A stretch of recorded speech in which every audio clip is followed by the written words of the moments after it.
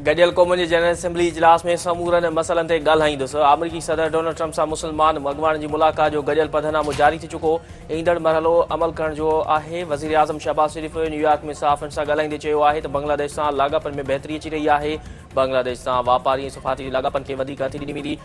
हक़ जी जंग पाकिस्तान जी अज़ीम फतेह आहे। फील्ड मार्शल आसिम मुनीर दुनिया खे ॾेखारियो त कहिड़ी तरह जंगियूं विढ़णियूं हूंदियूं आहिनि।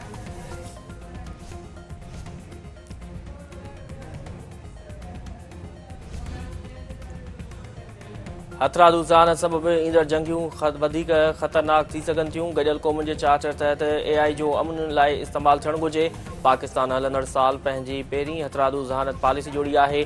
तरक़ी पज़ीर मुल्क हथरादू ज़हानत ज़रिए तरक़ी जे डोड़ में शामिल थी सघनि था।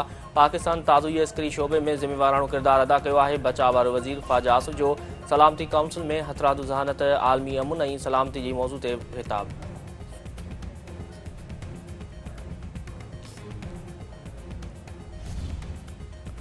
अमरीकी सदर डोनाल्ड ट्रम्प जो गडियल क़ौमुनि जी जनरल असेंबली जे इजलास जे मौक़े ते टेलीप्रॉम्प्टर साउंड सिस्टम ऐं एस्केलेटर ख़राब थियण वारे मामले जी जांच जो मुतालबो। गडियल क़ौमुनि में मुंहिंजो अचणु 3 तरीक़नि सां सबूताज़ कयो वियो। गडियल क़ौमुनि में आमद सबूताज़ करण में अमरीकी ॻुझी सर्विस बि मुलविस आहे। मुंहिंजे अचण वक़्तु इलेक्ट्रिक ॾाकण ओचितो बहिजी वई हुई। एस्केलेटर टेलीप्रॉम्प्टर ऐं साउंड हिकु ई वक़्तु ख़राब थिया। उहो इतफ़ाक़ न पर रिथाबंदी आहे। अमरीकी सदर डोनाल्ड ट्रम्प जो गडियल क़ौमुनि जे सेक्रेटरी जनरल खे ख़त।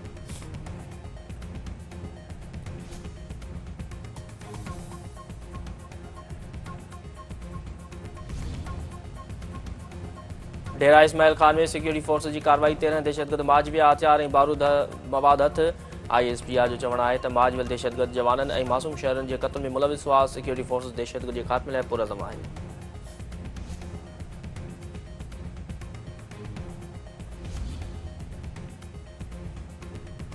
सिंध जे 14 ज़िलनि में मकानी इदारनि जी 28 सीटुनि ते नंढी चूंड PP सरसी हासिल करे वरिती। हैदराबाद यूनियन कमेटी नंबर 94 ते चेयरमैन जी सीट ते PP उम्मीदवार मुर्तज़ा शोरो 2050 वोट खणी कामयाब। सख जी UC 8 आदमशाह जे वार्ड नंबर 2 ते जनरल काउंसिल जी सीट ते PP उम्मीदवार नज़ीर अहमद गोपांग 458 वोट खणी कामयाब। दादू जी यूनियन काउंसिल पीर शाहनवाज़ ते PP उम्मीदवार सदाम हुसैन ब्रह्माणी 2138 वोट खणी कामयाब थी वियो। भिटशाह जे वार्ड नंबर 3 ते PP उम्मीदवार सैयद गदा हुसैन शाह लतीफ़ी 714 वोट खणी कामयाब। खानपुर माह जे UC वाई घोटो ते PP जो ख़ालिद हुसैन उर्फ़ जानी लुंड 2573 वोट खणी चेयरमैन जी सीट ते कामयाब। मातली तहलके जे यूनियन काउंसिल अलाडिनो सरेवाल जे UC चेयरमैन जी सीट ते PP उम्मीदवार नज़ीर अहमद ख़ासकली 2193 वोट खणी कामयाब करार। जुडे जे UC मीरला बचायो ते PP उम्मीदवार बहार अली कपरी 3526 वोट खणी कामयाब थी वियो। UC जुंगशाही ते वाइस चेयरमैन जी सीट ते PP जो मक़सूद सुमरो 1284 वोट खणी कामयाब करार। कोडजी जे यूनियन काउंसिल गोंदड़ो जे चेयरमैन जी सीट ते PP जो मोहम्मद अयूब बुर्ड़ो 3708 वोट खणी कामयाबी माणे वरिती।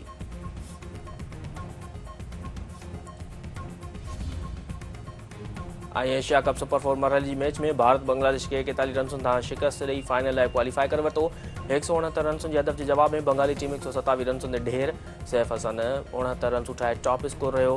भारत तरफ़ां कुलदीप यादव 3, बुमराह ऐं वरुण चक्रवर्ती 2 विकेटूं वरितियूं।